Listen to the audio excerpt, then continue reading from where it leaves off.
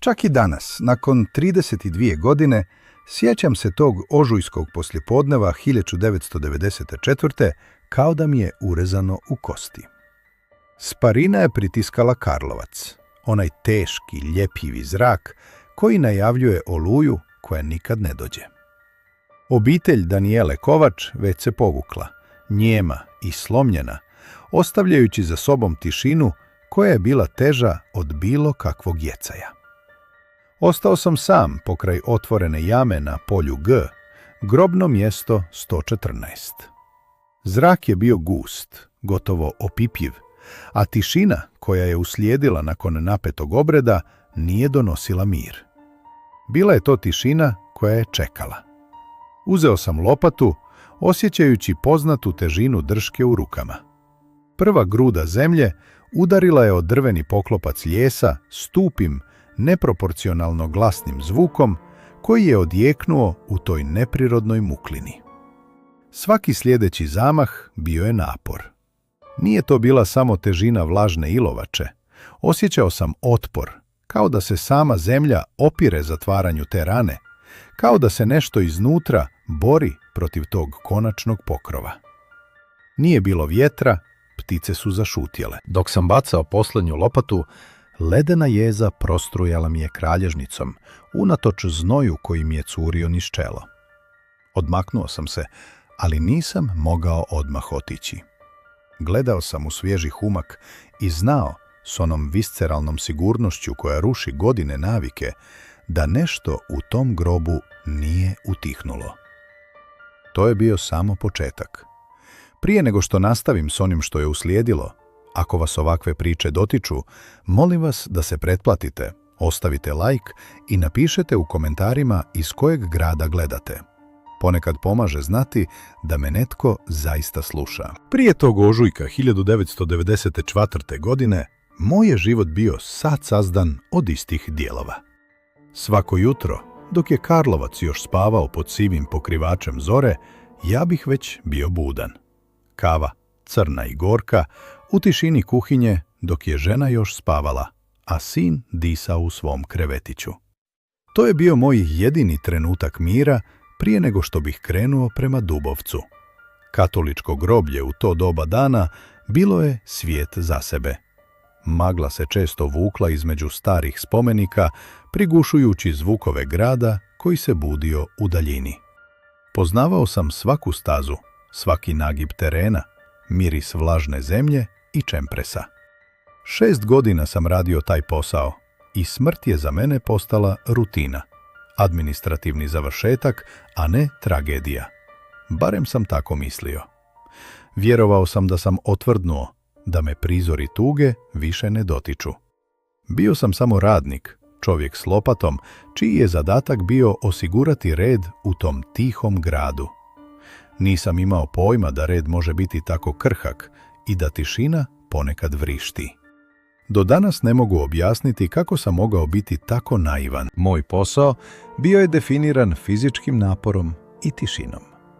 Težina lopate u rukama bila je konstanta, utjeha u svojoj predvidljivosti.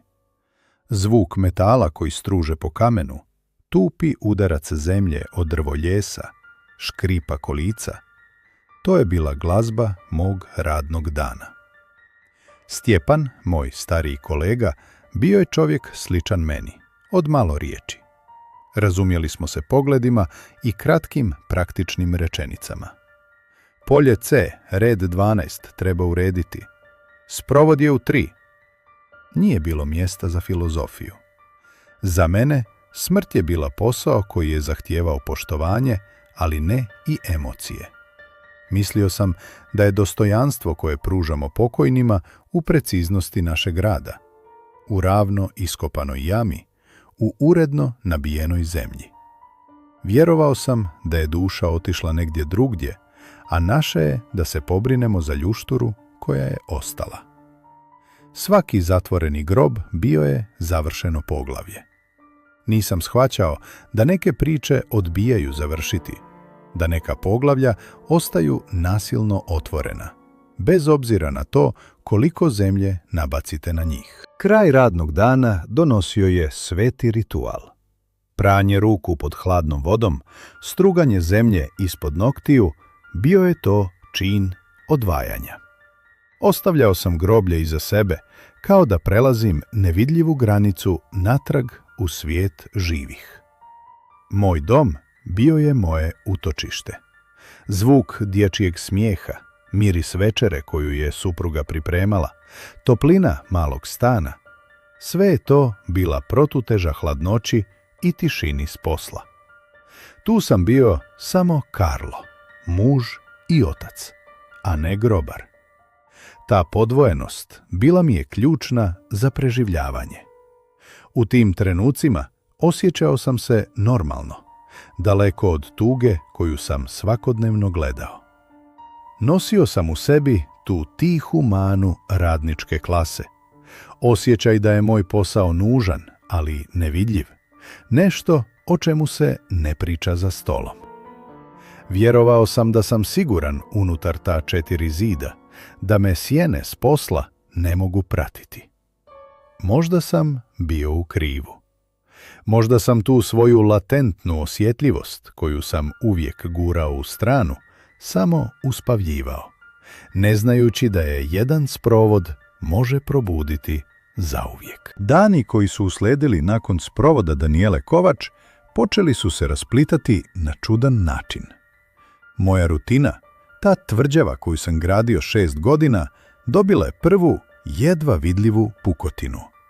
Svako jutro moj obilazak groblja bio je isti. Od glavnog ulaza, pokraj stare kapele, pa prema novijim poljima. No, kad bih se približio polju G, osjetio bih promjenu. Zrak bi postao gušći, a oko grobnog mjesta 114 spustila bi se neprirodna hladnoća. U početku sam to pripisivao umoru, igri sjena visokih čempresa ili vlažnosti zemlje koja se još slijegala. To je samo propuh, govorio sam sebi, stišćući dršku kolica dok su mi se dlake na rukama ježile. Ali nije bio propuh. Bio je to džep ledene tišine, otok hladnoće usred sparnog proljetnog dana. Stajao bih tamo sekundu predugo, zureći u svježi humak i osjećao pritisak u prsima, kao da zrak ima težinu. Pokušavao sam to ignorirati, nastaviti s poslom, ali taj osjećaj je ostajao sa mnom. Tiha, uporna nota koja je remetila poznatu melodiju mog radnog dana. Znao sam da je to početak, ali još nisam htio priznati čega. Tjedan dana kasnije shvatio sam da nisam jedini. Stjepan, koji je radio sa mnom godinama i vidio sve što se na groblju može vidjeti, čistio je stazu tik uz Danijelin grob. Odjednom se uspravio, naslonio na metlu i problijedio kao krpa. Pitao sam ga, je li dobro? Odmahnuo je rukom, mrmljajući o iznenadnoj glavobolji koja mu je rascijepila glavu i mučnini koja ga je uhvatila u želucu. Mora da je od sunca, rekao je, iako smo bili u sjeni. Otišao je do česme da se umije, a ja sam ga gledao kako se udaljava. Čim je napravio 20 koraka, zastao je, duboko udahnuo i okrenuo se prema meni, već vidno bolje. Simptomi su nestali jednako naglo kao što su se i pojavili. Nisam mu ništa rekao. Nisam spomenuo da je stajao točno na mjestu gdje sam ja svaki dan osjećao tu neobjašnjivu hladnoću. Šutio sam, ali unutar mene je rasla panika.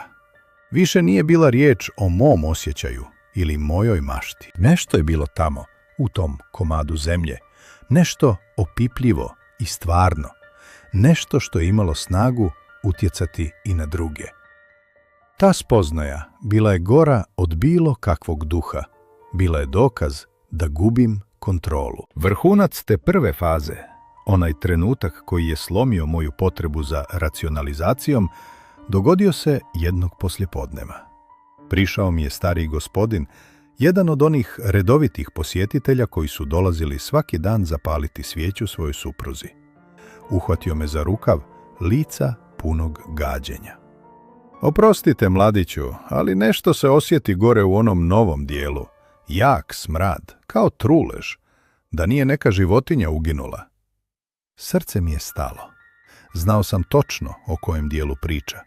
Otišao sam gore, pripremljen na najgore, ali osjećajući u kostima da neću naći ništa. I bio sam u pravu. Obišao sam grob 114 i sve oko njega. Nije bilo ničega. Ni uginule ptice, ni odbačenog smeća. Zrak je bio čist, samo onaj poznati miris vlažne zemlje i cvijeća.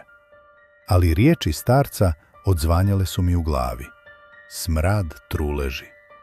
Ta riječ me proganjala.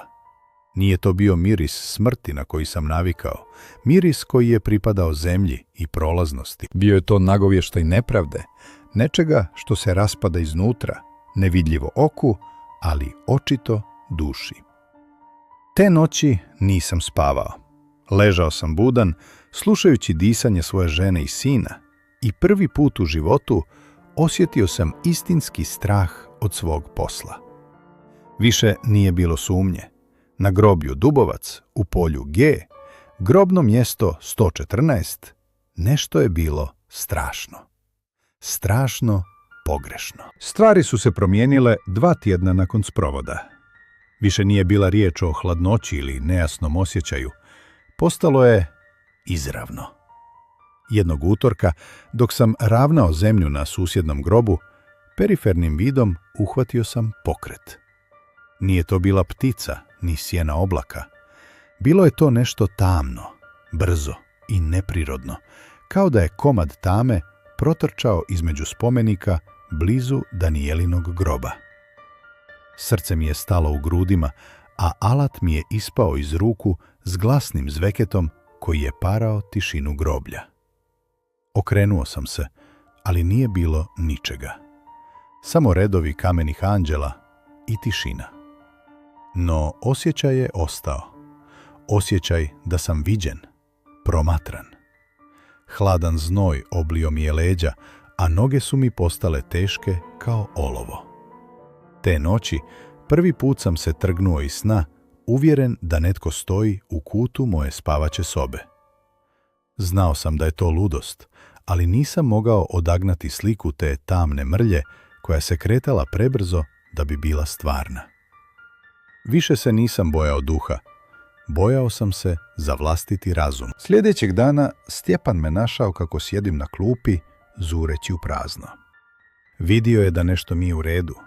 On je bio čovjek koji je vjerovao u ono što vidi, a ne u priče, ali moj izgled ga je zabrinuo. Karlo, što te muči?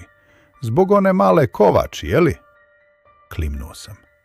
On je uzdahnuo, sjeo pokraj mene i tišim glasom, kao da se boji da će ga zidovi čuti, ispričao mi je ono što je čuo u gradu.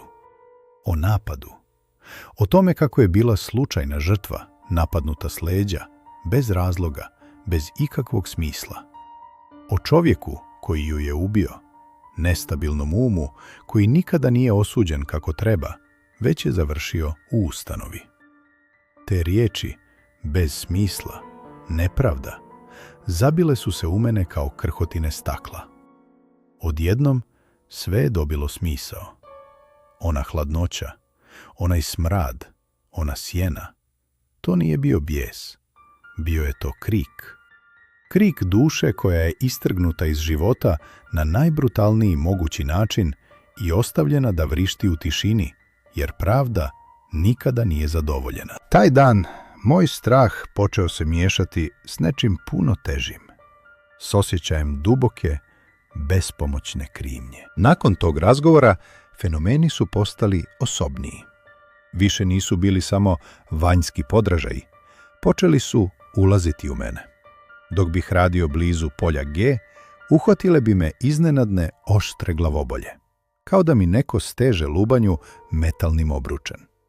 Nekoliko puta, usred bijela dana, osjetio bih nalet tuge, tako snažan da bi mi se oči napunile suzama, a nisam znao zašto. Bilo je to kao da proživljavam tuđu emociju. Najgore se dogodilo jednog četvrtka pred kraj radnog vremena. Bio sam sam, spremao sam alat. Prolazeći pokraj groba 114, u glavi sam, jasno kao da mi neko šapće na uho, čuo zvuk užurbanih koraka po šljunku i osjetio val čistog životinjskog straha. Nije bio moj. Bio je to odjek tuđeg užasa. Svijet mi se zavrtio. Morao sam se nasloniti na spomenik da ne padnem, boreći se za dah. To je bio trenutak kada sam shvatio da ovo neće prestati. Njezina bol je krvarila u moj svijet i nije bilo načina da je zaustavim, samo ignoriranjem. Te večeri kod kuće bio sam sjena samog sebe. Nisam mogao jesti. Supruga me gledala zabrinuto, pitala me jesam li bolestan. Kako da joj objasnim? Kako da kažem da nosim tugu mrtve žene u svojim kostima? Gledao sam svog sina kako se igra na podu, tako živog, tako nesvjesnog tame koja postoji na svijetu, i nešto se u meni prelomilo. Ne mogu ovako nastaviti. Ne mogu dopustiti da me taj očaj izjeda iznutra, dan za danom. Ne mogu je ni ostaviti samu. Osjećao sam se kao jedini svjedok njezine patnje, jedina osoba na svijetu koja zna da ona nije u miru. I s tim saznanjem došla je i odgovornost.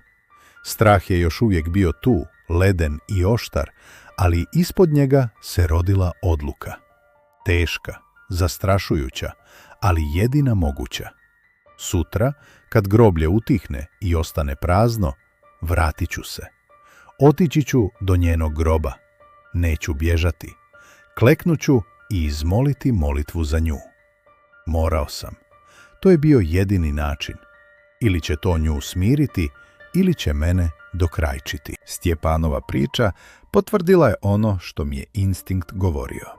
Trulež koju je onaj starac osjetio nije bila fizička.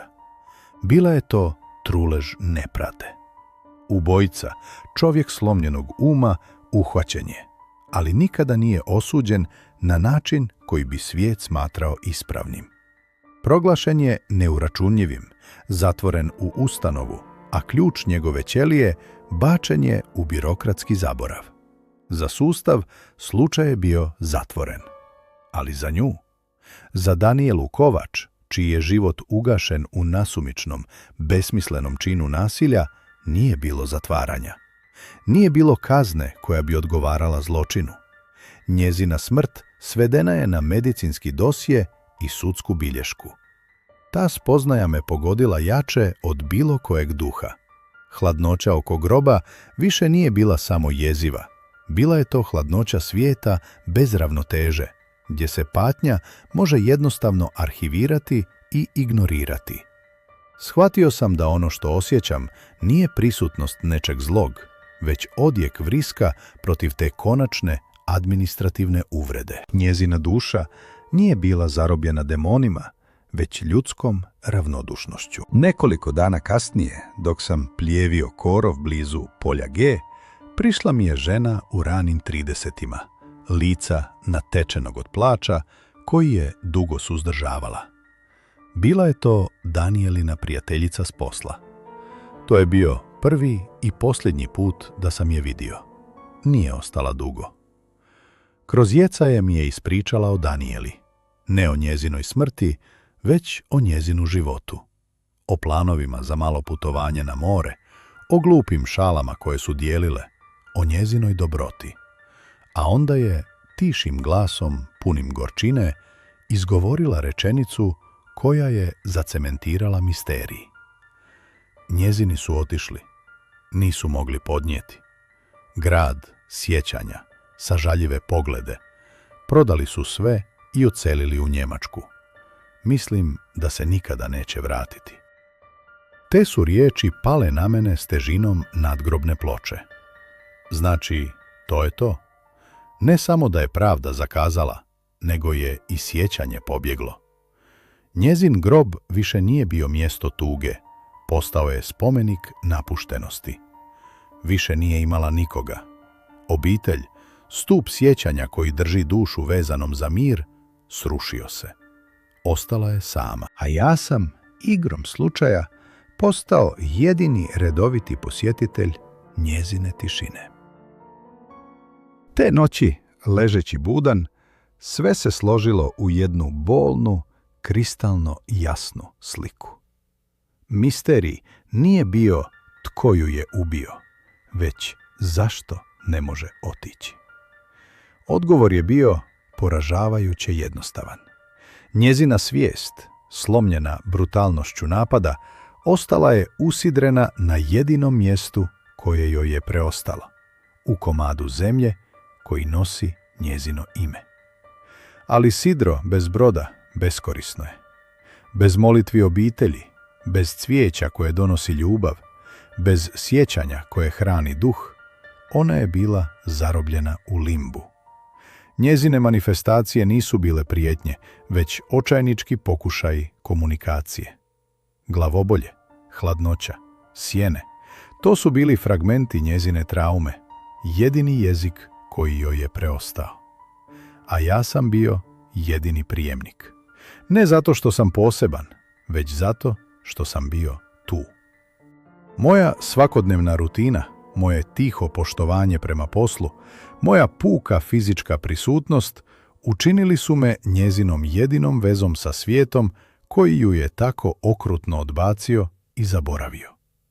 Strah koji sam osjećao počeo se pretapati u duboko, teško suosjećanje. Više nisam bio samo grobar. Postao sam, protiv svoje volje, čuvar zaboravljene duše. Tada sam u potpunosti shvatio. Daniela Kovač nije tražila osvetu. Nije htjela kazniti svog ubojicu niti plašiti nevine. Njezina je muka bila puno temeljnija. Borila se protiv najgore od svih sudbina, brisanja. Njezin tihi vrisak, koji je odzvanjao kroz hladnoću i bol, bio je protest protiv zaborava. Ubili su je jednom fizički, a drugi put su je ubili tišinom i odlaskom. Ono što je ostalo na groblju Dubovac nije bio gnjevni duh, već čista, koncentrirana bol samoće. Njezina je prisutnost bila neprestano pitanje upućeno praznini. Jesam li ikada postojala? Sjeća li me se itko? Moja uloga u svemu tome više nije bila pasivna. Shvatio sam da sam ja jedini koji može dati odgovor. Moja prisutnost, moja molitva, moj čin priznavanja njezina postojanja bio je jedino što je stajalo između nje i potpunog ništavila. Ta spoznaja bila je teža od bilo kojeg straha. Stavila je na moja leđa odgovornost koju nisam tražio, ali koju više nisam mogao ignorirati. Morao sam se suočiti s njom, ne da je otjeram, već da je konačno odgovorim. Bilo je to u četvrtak, točno 2 tjedna nakon sprovoda. Sunce se već spuštalo za brijeg, bacajući duge, umorne sjene preko groblja koje je tonulo u tišinu. Znao sam da su vrata zaključana, da sam potpuno sam. Nije me bilo briga. Onaj prvotni strah ustuknuo je pred nečim jačim, nekom vrstom mračne, neizbježne dužnosti. Došao sam do polja G, do grobnog mjesta 114. Humak se već bio slegao, a rijetka, mlada trava stidljivo je počinjala nicati po goloj zemlji. Kleknuo sam, osjećajući kako mi vlaga probija kroz tkaninu hlača. Iz džepa kaputa izvadio sam jednu običnu bijelu svijeću i kutiju šibica. Ruke su mi se tresle dok sam palio drvce, štiteći plamen dlanom od povjetarca kojeg nije ni bilo. Mali, treperavi plamen bio je jedina točka topline u sumraku koji se zgušnjavao oko mene. Sklopio sam oči, pokušavajući sabrati misli, i počeo se moliti. Tiho, više za sebe nego za Boga. Oče naš. Nisam stigao dalje. U jednom jedinom trenutku temperatura je pala tako naglo da mi se dah zaledio u bijeli oblačić pred usnama. Oštra, pulsirajuća bol probola mi je slijepo očnice kao da mi neko steže lubanju metalnim obručem. Istovremeno, ogromna, nevidljiva težina sručila se na moja ramena, tjerajući me prema tlu, pritišćući mi pluća dok nisam ostao bez zraka. Htio sam ustati, pobjeći, ali nisam mogao. Bio sam prikovan za zemlju njezinom neizmjernom patnjom. Zatvorio sam oči još čvršće, u naivnom pokušaju da prekinem napad, ali bilo je to kao da sam otvorio vrata ravno u njezin pakao. Moj vlastiti prestao je postojati. Preplavio ga je vrtlog slika i osjećaja koji nisu bili moji. Tama mračne ulice, žuto svjetlo ulične svjetiljke daleko ispred, nedostižno. Zvuk vlastitih, užurbanih koraka po šljunku, očajnički bijeg prema sigurnosti doma. A onda oštra, zasljepljujuća bol u leđima, udarac koji mi je izbio zrak iz pluća i bacio me licem na hladni asfalt. Nisam vidio nju. Postao sam ona na jednu strašnu, vječnu sekundu. Osjetio sam njezin šok, njezinu potpunu nevjericu i iznad svega val silne, gotovo dječje zbunjenosti koji je odzvanjao u mojoj glavi kao tihi, neprekidni vrisak. Zašto? To nije bila rečenica. Bila je to čista, sirova emocija, trauma utisnuta u zrak, u zemlju, a sada i u mene. Taj je osjećaj postao fizički nepodnošljiv. Otvorio sam oči, boreći se za dah koji nije dolazio, a cijelo mi se tijelo treslo u nekontroliranim grčevima. Nekako sam se uspio podići na noge i posrćući, gotovo puzeći, odmaknuti se od groba. Ciklus njezine muke nije završio, znao sam to.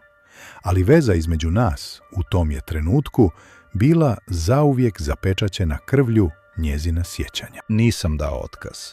Mnogi bi na mom mjestu, znam, pobjegli i nikad se više ne bi osvrnuli. Ali ja nisam mogao. Te noći, dok sam se vraćao kući drhtavih nogu i ispražnjene duše, nešto se u meni zauvijek prelomilo.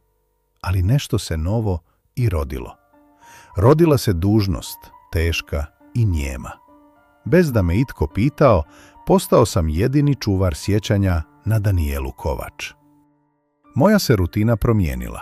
Svakog jutra, točno u 7:15, prije nego što bi započeo s bilo kojim drugim poslom, moj prvi put vodio bi do polja G, do grobnog mjesta 114.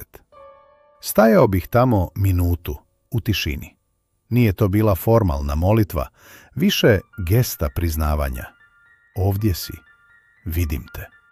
Intenzivne manifestacije, glavobolje, hladnoća, sjene, potpuno su prestale nakon te noći. Kao da je moj čin bio dovoljan da utiša njezin vrisak. Ali mir nisam našao. Umjesto njega dobio sam teret, svečanu odgovornost koja me prati do današnjeg dana. Moj posao više nije bio samo o zemlji i kamenu, već o dušama koje ostaju. Ako vam ove priče nešto znače, ako razumijete težinu ovakvih sjećanja, molim vas da se pretplatite. Ponekad pomaže znati da netko zaista sluša. Prošle su 32 godine. Grob je ostario, nadgrobni spomenik je potamnio od kiše i vremena, ali nikada nije potpuno zapušten. Ponekad, kad nitko ne gleda, ostavim cvijet. Običan, poljski, onaj koji uberem uz stazu. Ono što je ostalo, onaj preostali element koji mi i danas potvrđuje da nešto tamo još diše, suptilno je i postojano. Svaki put, bez iznimke, kad stanem ispred tog spomenika, dogodi se ista stvar. Vjetar, koji uvijek lagano puše među čempresima na Dubovcu, na trenutak potpuno utihne. Spusti se gusta, svjesna tišina. Nije to praznina. Osjeća se kao dah koji je zadržan, kao prisutnost koja prepoznaje moju, kao tiho hvala. Znam da ona još nije našla svoj konačni mir. Možda nikada i neće. Ali znam i ovo. Zahvaljujući meni, više nije sama. Njezina samoća je prekinuta, a ja sam postao tihi svjedok njezina postojanja. Ta tišina, taj kratki trenutak između dva udaha vjetra, naša je vječna, njema veza.